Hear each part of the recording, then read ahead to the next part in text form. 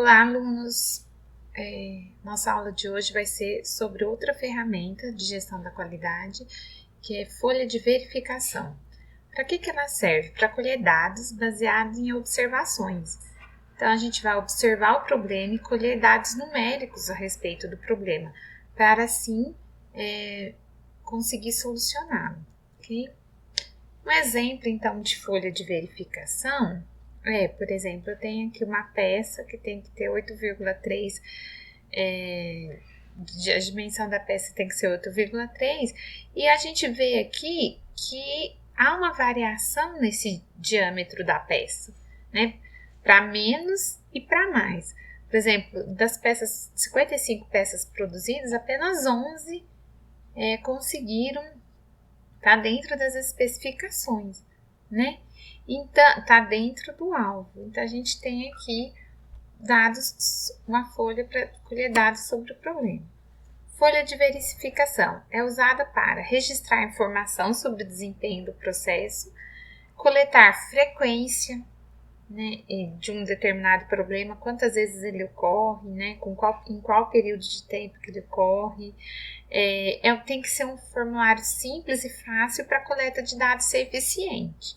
Ok? Para que serve? Para conhecer melhor o problema na fase do P do planejar e para padronizar um processo na fase de agir.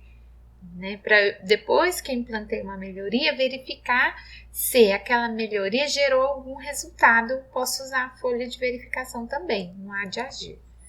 Então, usando aquele exemplo da lavanderia Tudo Limpo, a gente vê aqui uma folha de verificação, onde a gente tem alguns defeitos. Manchas nas roupas, furos, sujeiras e bolinhas nas roupas. Mancha nas roupas. Teve 1, 2, 3, 4, 5, 6, 7. Num dia de manhã teve 7, por exemplo. Ocorrências de mancha nas roupas. 7 ocorrências que os clientes vieram e reclamaram de manchas nas roupas. Ok? Furos nas roupas. Então, dois clientes reclamaram que as roupas foram para lavanderias e ela deixou lá para lavar e a roupa voltou furada. Então, 2 clientes reclamaram. Então, aqui a gente tem uma folha de verificação colhendo dados de uma lavanderia sobre alguns problemas. A frequência que esses problemas ocorrem, estratificado por tipo de problema e turno, manhã, tarde e noite. Aqui, por exemplo, a gente tem uma estratificação porque a fila de supermercado está grande, né? Aqui é uma folha de verificação para colher dados por quê? Quais são as principais causas? P, falta de preço. P, embalagem furada, rasgada. C, cheque, que atrasa a fila porque a pessoa tem que preencher, tem que consultar. D, troco, falta de troco. D, digitação, às vezes passa um produto e o preço e o que sai não é aquele produto, né? Sai outro tipo de produto no código de barra, por exemplo. Aí aqui, ó, máquina. A e B estratifiquei por máquina, por operador, por dias nas semanas e pelas causas da fila grande, para ver o que ocorre. Analisando, assim, batendo o olho nessa folha de verificação, a gente percebe que o maior problema do supermercado é a falta de preço. Ou seja, o supermercado tem que fazer um plano de ação para que a maioria das suas mercadorias estejam precificadas. Outro que a gente vê, por exemplo, é uma falta de troco, principalmente no operador 1. Olha só, ocorre muitas vezes falta de troco no operador 1. Então, talvez isso aqui é fácil de resolver dentro do supermercado.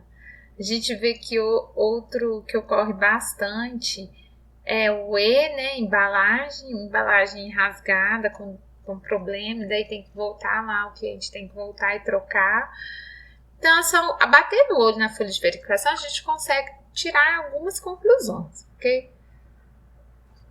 Vou dar um exercício agora para a gente ver. Elaborar uma folha de verificação para acompanhar o processo de fabricação de um componente. XPTO. Analisar as variáveis listadas abaixo para estabelecimento de itens de controle e de verificação. Número de peças com comprimento fora de especificação. Número de peças com largura fora de especificação. Número de peças com espessura fora de especificação.